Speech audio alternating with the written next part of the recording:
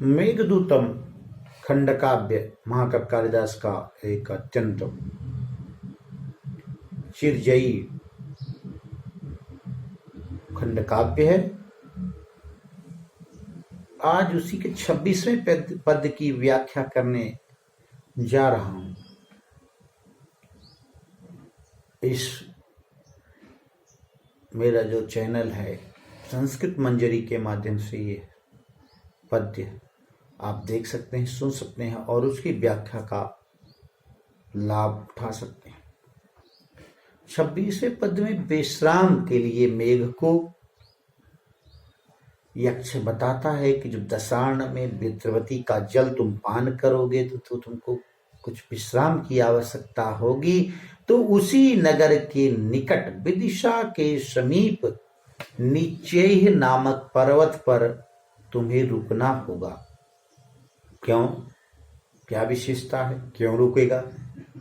तो वहां की विशेषता देखिए कि इस पर्वत पर लगे हुए कदम्ब वृक्षों के फूल खिले होंगे और कदम्ब की जो मादक सुगंध है वो आज भी मनुष्यों को आकर्षित कर लेती है। कदम्ब का वृक्ष जो होता है उसकी सुगंध इतनी मादक होती है कि वह आज भी अपनी ओर आकृष्ट कर लेती है। तो कदम्ब के फूल से खिले हुए ऐसे पर्वत पर तुमको भेज रहा हूं। और ऐसा ही नहीं, खिले हुए फूलों से ऐसा लगेगा जैसे तुम्हारे आगमन के कारण वो गदगद हो गए हैं, पूरी तरह से हर्षित हैं और रोमांचित होकर के उस पर्वत ने ऐसी फूलों को खिला रखा है। उस पर्वत की गुफाओं से रक्त क्रीड़ा करने वाली वेश्याओं, गणिकाओं, रूपा जीवाओं के शरीर में लगे हुए सुगंधित पदार्थों की गंध निकल रही, जो अंगराज इत्यादि लगा करके वो गणिकाएं, रूपा जीवाएं चल रही हैं। और उस पर्वत की गुफाओं में जिससे अनुमान होगा कि विदिशा वासियों का यौवन कितना उत्कट है, कितना प्रभावशाली है। इस बात को मेघ से यक्ष कहता है। यह 26वां पद्य है मेघदूतम का। आइए देखते हैं इस 26वें पद्य को। निचैराख्यम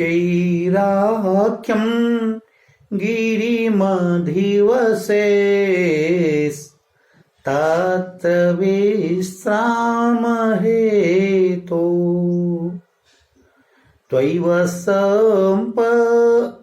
त्वत्सम्पर्कात् पुलकितमिव प्रौढपुष्पैकदम्बै यः पण्डिस्त्री रतिपरिमलोत् गार्भिर्नागराणाम्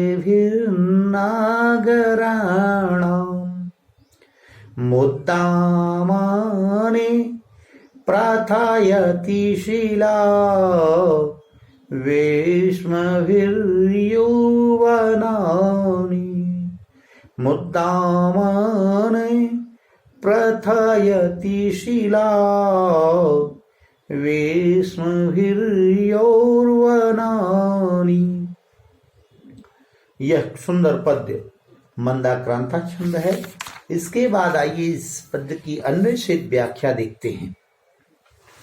अन्वय तत्र, तत्र माने उस दशार्ण प्रदेश में जब तुमको विश्राम करने की आवश्यकता होगी। विश्राम हेतु, विश्राम के लिए क्या? प्रौढ़ पुष्पै कदम्बै, सुंदर पूर्ण रूप से खिले हुए कदम्ब के पुष्पों के द्वारा त्वत्संपर्कात् पुलकितम, और तुम्हारे जल की प्राप्ति के कारण, तुम्हारे मेघ के उपस्थित होने के कारण वो पुलकित हो जाएंगे। पुलकित इव, जैसे नीचै आख्यम गिरिम आदिवासी, नीचे नामक गिरी पर आदिवासी तुमको रहना होगा। नीचे आख्यम गिरिम आदिवासी यह तुमको रुकना होगा। यह माने जो जो कौन, वह पर्वत, नीचे पर्वत जो है कैसा है, उसकी विशेषता देखिए। पर्ण स्त्री रति परिमलोद्गार भी, जो पर्ण स्त्रियां हैं, गणिकाएं हैं, उनकी लगाए गए अंगराग के परिमलोद्गार भी, शिलावेश में भी उसके लगाए गए जो अंगराग इत्यादि हैं, उस पर्वत की गुफाओं में नागराणाम मुद्दा में भी यौवनानि प्रथम, और सुगंधित पूरी तरह से उस स्थान के, उस दशाण विदिशा प्रदेश के नागराणाम नगर के लोगों के लिए और वहां की यौवन के लिए तुम बिल्कुल जान जाओगे कि इनका उत्कट यौवन कितना प्रखर है। जो गुफाओं से निकलने वाली वो सुगंध है, यह तुमको सूचित कर देगी। तात्पर्य है कि वहां जब तुमको विश्राम की आवश्यकता, नीचे की पर्वत पर जाना, वो तुम्हारे संपर्क से ही पुलकित कदम्ब के वृक्षों की जो मादक सुगंध है उससे तुम्हारा स्वागत करेगा। और फिर उसी पर्वत की गुफाओं में पर्ण स्त्रियों द्वारा, गणिकाओं द्वारा जो रति क्रीड़ा की जा रही है, उनके शरीर पे लगाए हुए अंगराज इत्यादि की जो सुगंध है, वो भी बाहर निकलती हुई तुम्हें प्रतीत होगी कि ये कितने उत्कट यौवन वाले हैं। यह ऐसा भाव इस पद्य के माध्यम से मिलता है। धन्यवाद। आज इस पद्य में इतना ही। अगले 27वें पद्य के साथ हम पुनः उपस्थित होंगे। तब तक के लिए धन्यवाद।